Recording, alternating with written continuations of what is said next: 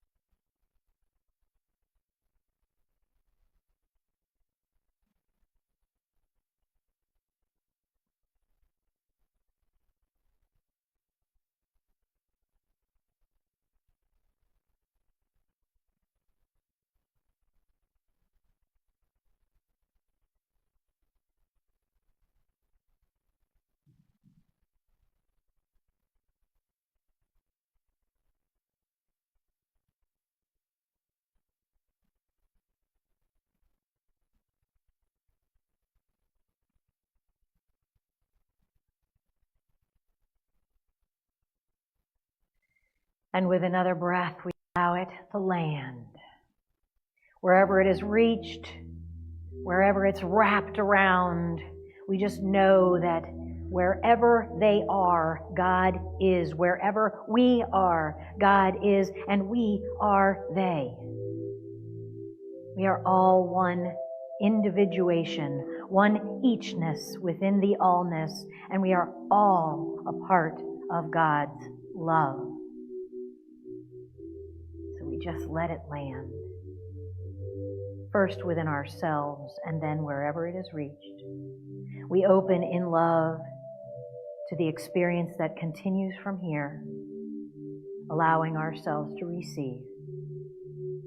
We are grateful, and so it is. Amen. All you need is love. Some days that feels true. Some days that feels like a really cutesy song that we can't embrace. Depends on the day. But it doesn't depend on the presence of love. See, that's the thing that we can get lost in. That's the thing that we can forget. That's the piece that can trip us up, is that the presence of love is unchanging. Because love is what God is created of. One of the things that God is created of. So love is unchanging. It's simply our awareness of it that can sometimes feel lacking. I've got so many different pieces that I want to bring up and not forget today, so that's why I'm holding this, because I don't want to forget. So today is our last Sunday for bringing in our snuggles and socks. Next Sunday when you come in, and I'm kind of sad about it actually. Next Sunday when you come in, all of our stuffed animals will have moved from the chairs, been thoroughly disinfected, and donated to the Child Advocacy Center at the Sheriff's Office here in Highlands County, our snuggles and our socks. We still have more, socks going to the care homes with the caroling. I am told that they have been a big hit, and so we will do this again next year. I know this is something that used to happen years ago. I'm so happy that we're leaning back into that. I've always loved doing this at the Unities that I've been at, and I was so thrilled to find out that it's happened here before too. So we will continue this tradition, and maybe we'll even do it just early in the year just for fun, because these are too fun to cuddle and love while we have them here. It's so fun to walk in the middle of the week when the room is all dark and there's all the little beings sitting in the chairs. It's really cool. So yes, this week we will be donating those, and they will be moving from here. And isn't that a great way to show love? I was thinking that this morning, cuddling the bear and singing the Christmas song and feeling into that feeling and thinking, that will translate when these are received. That will translate. That goes with us. That goes with us. There's everything happening that we can see and that we can't see. You know, I read something recently about how in every breath we take, there are molecules of breath that has come from every other person in this room, every other person in the world, every other person that has ever existed, every other being that has ever existed. We don't often think of trees and plants. Well, I do, but I was going to say, maybe a lot of us do, actually.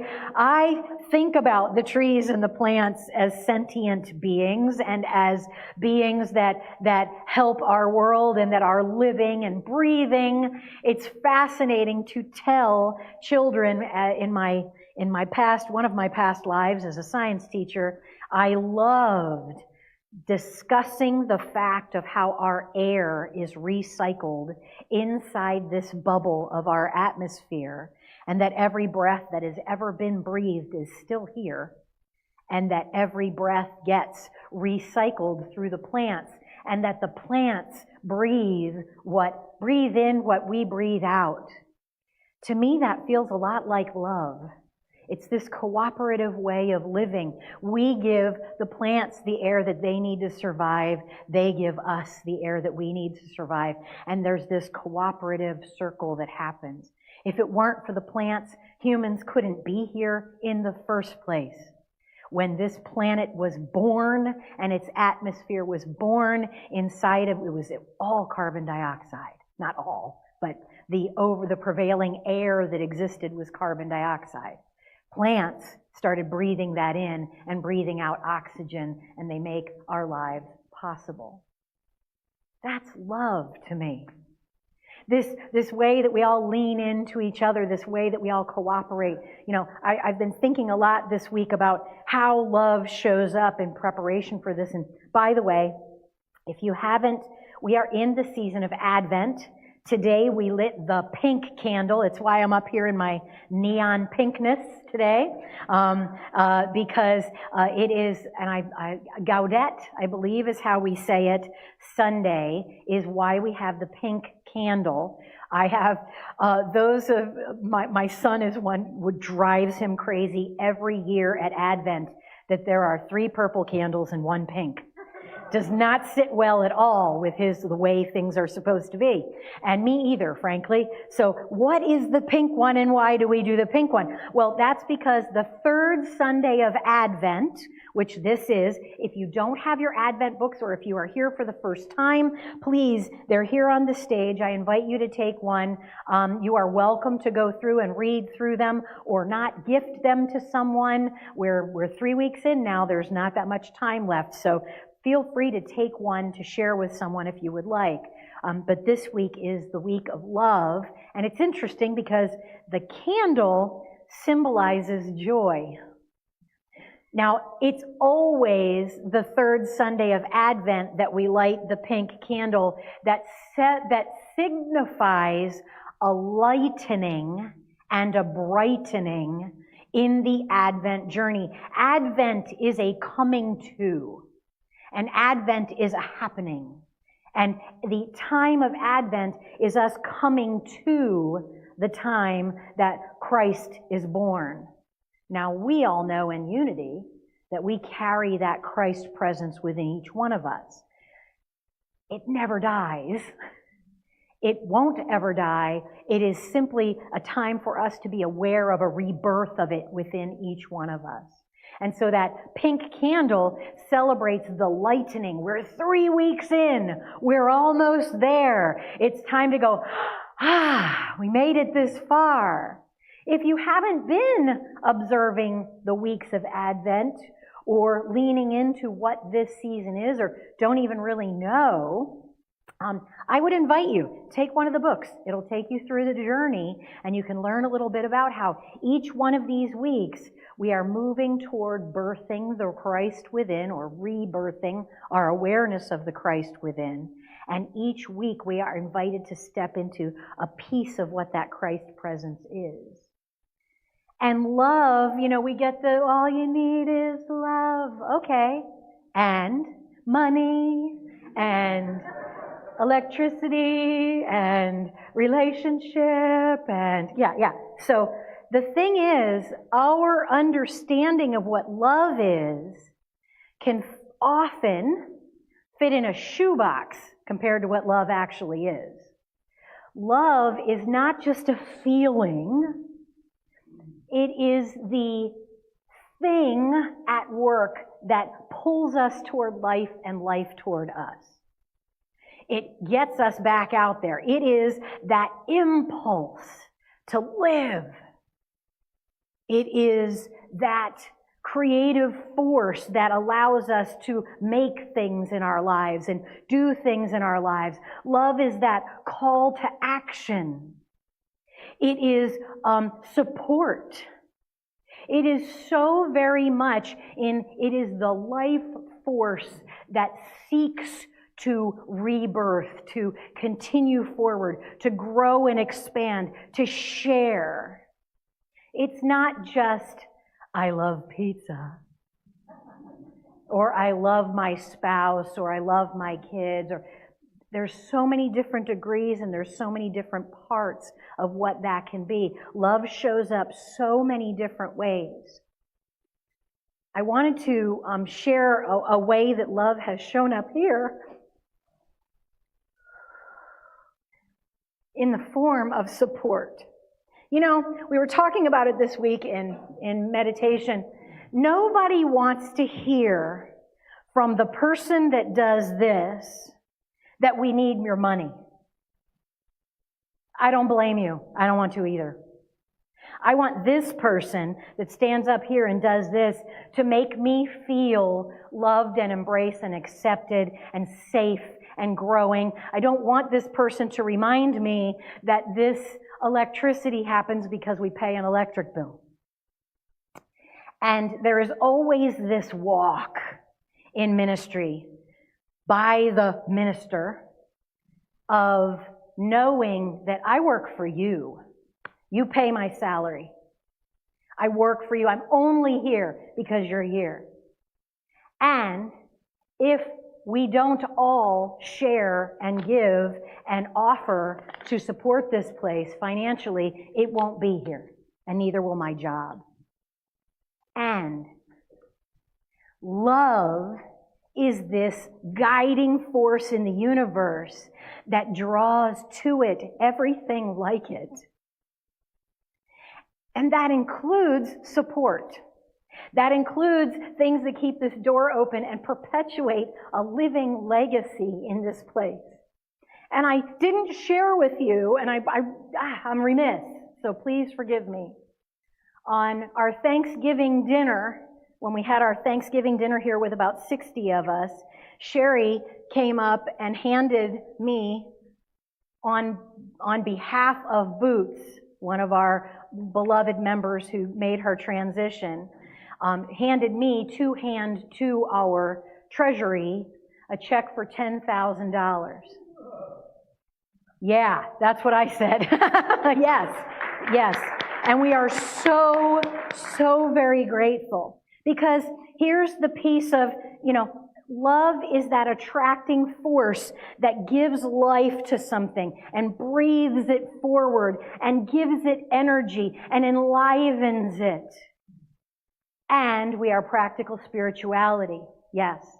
So I can tell you that through the history of unity of Sebring, there have been very slim times, and there have been times that were high hay, high cotton, as they say. And there have been many, many people through our congregant years who have loved and supported this place so much that we have gotten bequests through the years. And our board has been brilliant in investing those bequests so that we have a very healthy portfolio of a thriving portfolio. We have a thriving portfolio. We have a whole bunch of money there. But that's not what pays our bills. That's over there. We don't want to have to touch it if we don't have to. That we want to be able to use to feed and seed and move things forward. And so this Wednesday in meditation, and she doesn't necessarily want to be recognized, and I've wrestled with this all week, how to say this and how to do this, because I want you to hear me. If you show up here with not one penny for the next 10 years, I don't care. And I know, and I will love you no less, and I don't even know usually who gives what, how much anyone gives, and that is purposeful. And we're here. And sometimes people are moved to give, and I get to see what that is, and I get to know what that is. But I am not saying any of this, and like I say, it's always this dance of, do we say we need money? Do we ask you for money? Do we know that we are prosperous? I know with every cell in my body that unity of Sebring is meant to grow and thrive. I know it will.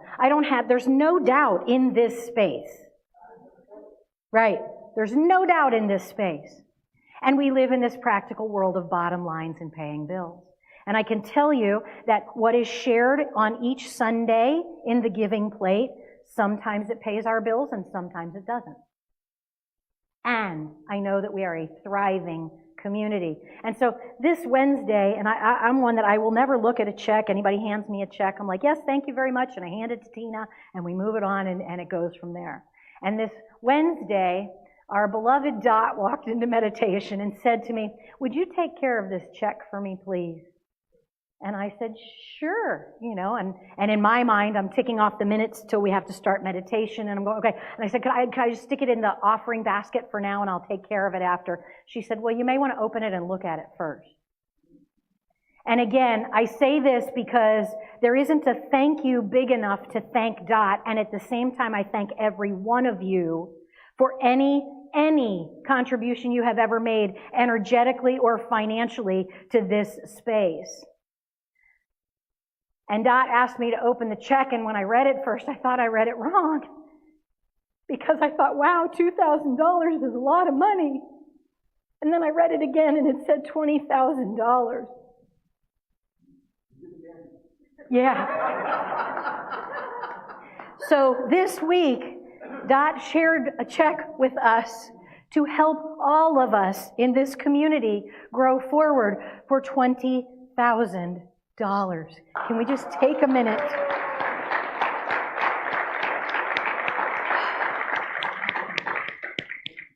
And it isn't about the money. And what that does is erases every month that we have not met our budget and our bills. And it starts us between Boots and Dot. It starts us on 2025 in surplus. That's huge. So sometimes the way that money shows up, or the way that love shows up, is a financial gift. Sometimes the way that love shows up is permission to cry. Sometimes the way that love shows up is a listening ear. Sometimes the way that love shows up is a community like this that will always thrive.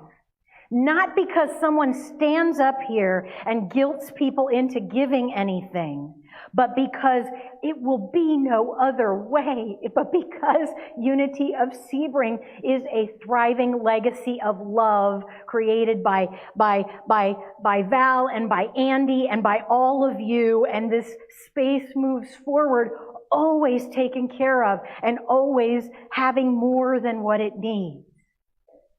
So like I say, I highlight Dot because I can't not say something. But at the same time, I don't want any other person in this room to feel guilted into doing anything. That is where we are moved as we go. Your contribution of energy here, you're sharing this place with somebody else and saying, please come and be with us. This is how we continue to grow. And Dot said, I wanted to do this now. And I want Dot to see where this goes. And I want Dot to see what can be made from this and what we can do with this trust and this growth and this amazing opportunity for us to keep being unity and to spread that word. And it comes down to every one of us, whether it shows up as money or it shows up as energy or it shows up as telling somebody about this unity or it shows up as you not saying a word about unity and simply being it. Every single facet of that is here by divine appointment.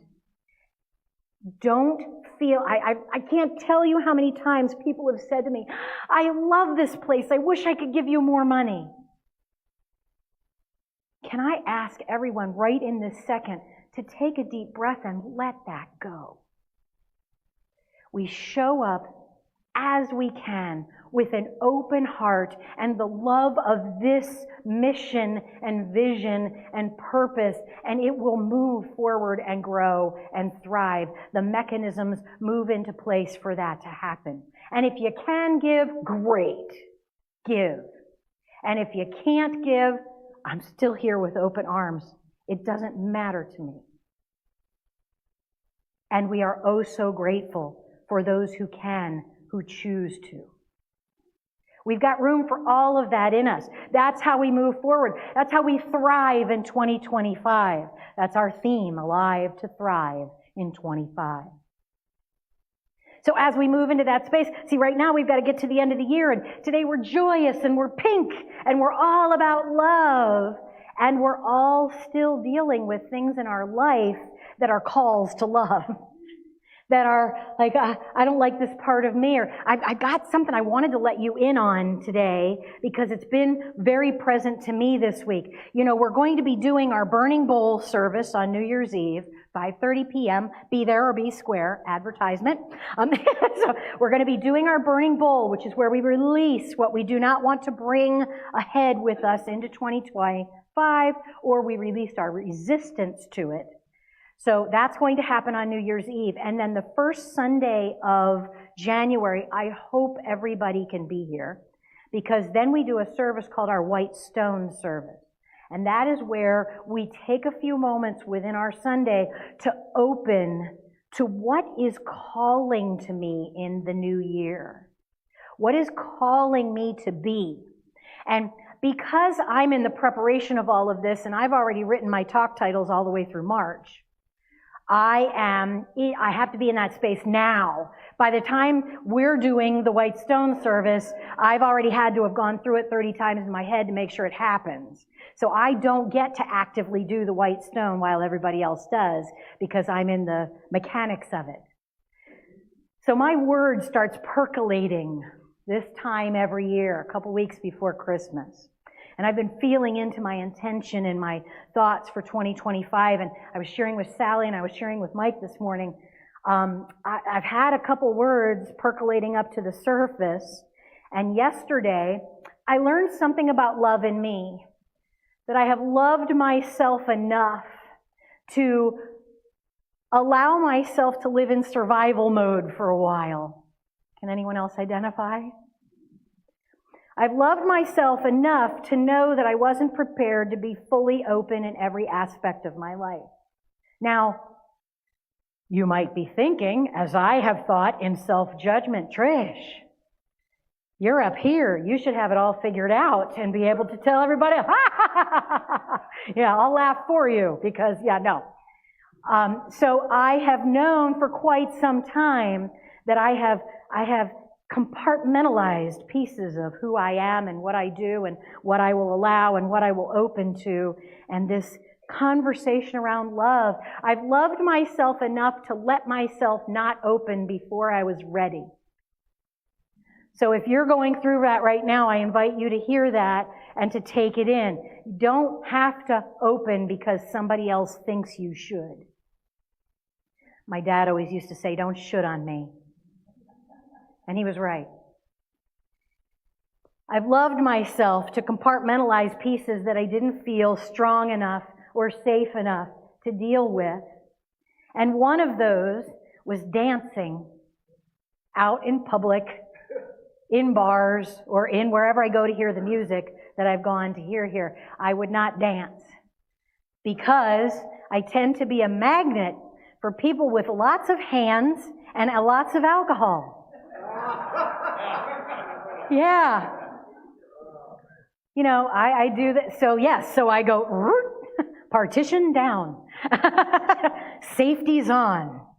So recently, I don't know if any of you know Erin Cena, Raggedy Ann, they call her. She's one of the performers in the area here. Well, we were at the backyard at Faded, and Steve has done his best to get me up dancing. Anywhere I will dance. Here I feel safe, so I've done it here, I've done it other places.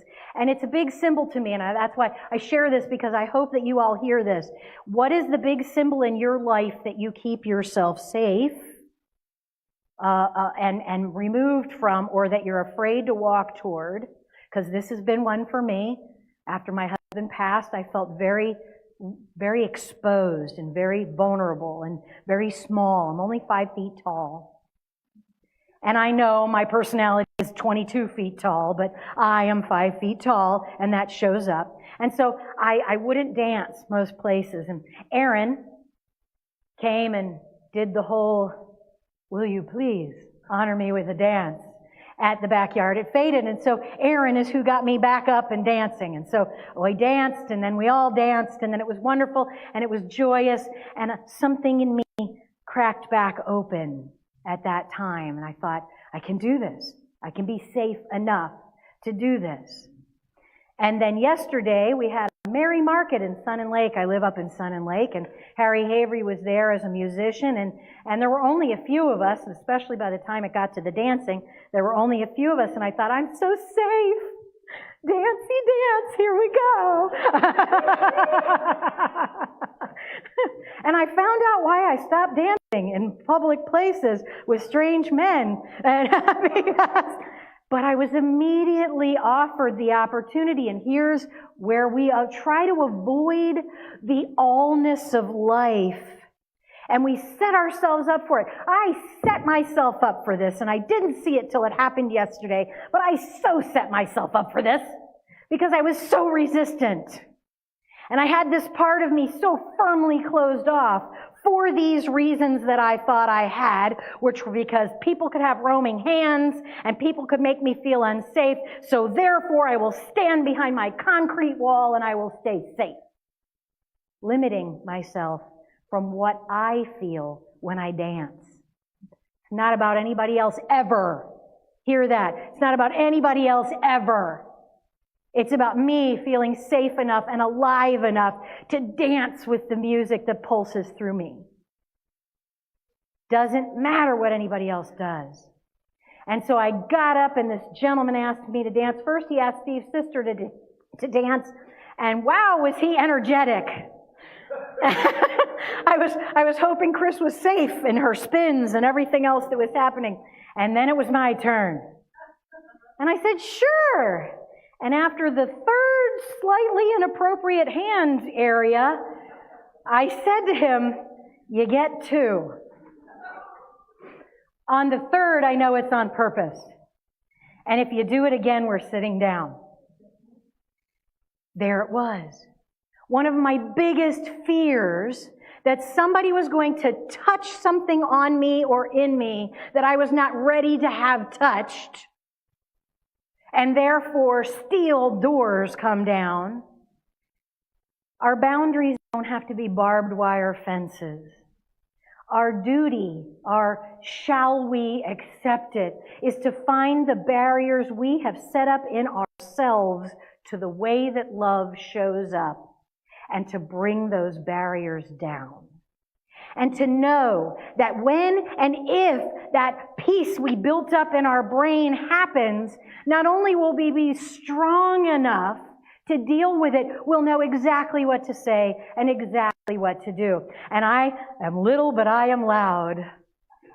And I now stand firmly in my boundaries, not closing off the love that can happen.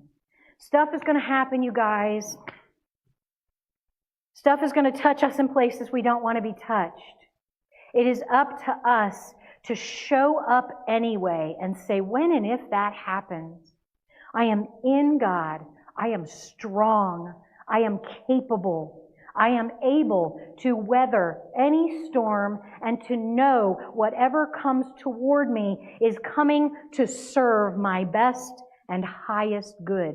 And that's what I'm going to do with it. That's how I'm going to use it.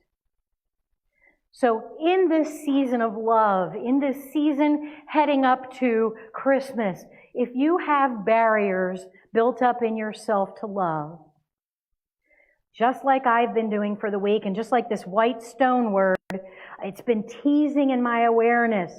What is it that is my word for 2025?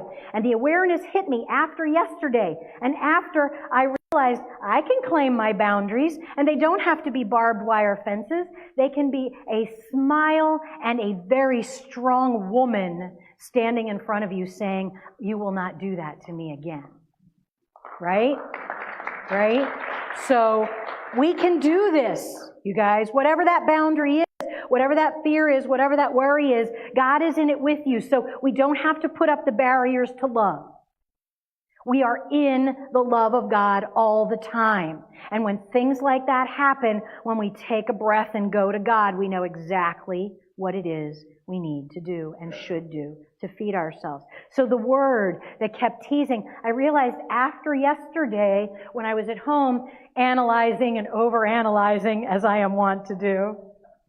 Can I overanalyze. Anyway, I realized that as I am contemplating my white stone word, and that's why I want to bring this up with you guys, if any of you are contemplating your white stone word already, please don't let it be something you think you need to fix about you. Because I realized already, as I'm making my little inner inventory, everything that I have been contemplating about this word, this call to what to rise to next year, was all about what I think is still wrong with me. Don't do what I did. Let's allow this moving into the end of the year, this release, this embracing of our best and highest self. Let's love all those pieces of ourselves that we're afraid to love. Let's grab that little girl, in my case, that little girl that feels too small and too insignificant to make a difference. And instead of telling her that she is, and I'll take this now, grab her and hug her and love her. Grab him, tell him that he has held whatever pain he has held long enough, and that we are all in God, and that we're going to grow through it in 2025, that we're going to allow ourselves to be called higher in love. And so it is. Thank you.